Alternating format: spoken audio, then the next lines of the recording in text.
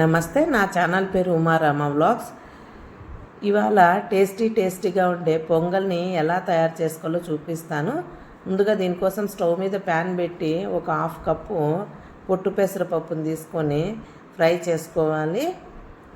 ఇది సిమ్లో పెట్టి ఫ్రై చేసుకోండి, అప్పుడే బాగా వేగుతాయి, లేదంటే మాడిపోతుంది పెసరపప్పు.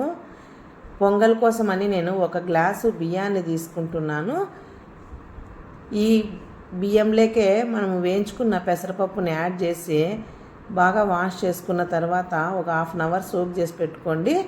1.5 గ్లాసు పెసరపప్పు బియ్యానికి నేను ఇక్కడ 4 గ్లాసుల వాటర్ని యాడ్ చేసి టేస్ట్కి తగినంత సాల్ట్ని యాడ్ చేస్తున్నాను.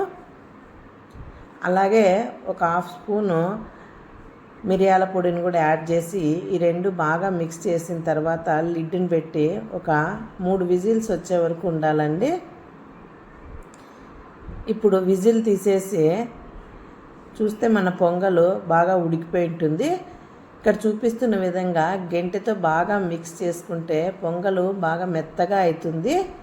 ఇది చిన్నపిల్లలకైనా ఇట్లే పెట్టేయచ్చండి, బాగా ఉంటుంది తినడానికి మెత్తగాను.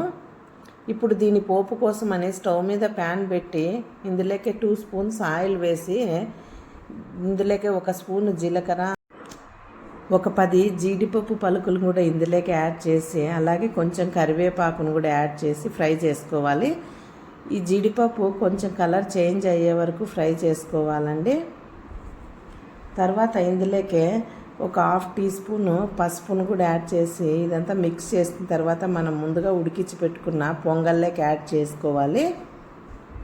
ఇలా యాడ్ చేసిన తర్వాత ఇదంతా బాగా మిక్స్ చేసుకుంటే మన పొంగల్ రెడీ అయిపోతుందండి. దీని కాంబినేషన్గా నేను చట్నీ సాంబార్ చేయటం లేదు, వెల్లుల్లి కారం పొడిని చేస్తున్నాను.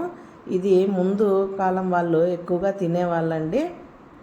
దీనికోసమని స్టవ్ మీద ప్యాన్ పెట్టి ఒక 20 వరకు ఎండుమిరపకాయలు తీసుకొని 1 స్పూన్ ఆయిల్ వేసి ఫ్రై చేసుకోవాలి. ఇలా బాగా ఫ్రై అయిన తర్వాత ఇవి ఒక ప్లేట్లో తీసుకొని చల్లారనివ్వాలండి. తర్వాత దీనికోసమే వెల్లుల్లిని ఒక 10 వరకు తీసుకుంటున్నాను. మీరు కావాలంటే పొట్టు తీసైనా తీసుకోవచ్చు, లేదంటే అలాగైనా వేయచ్చండి.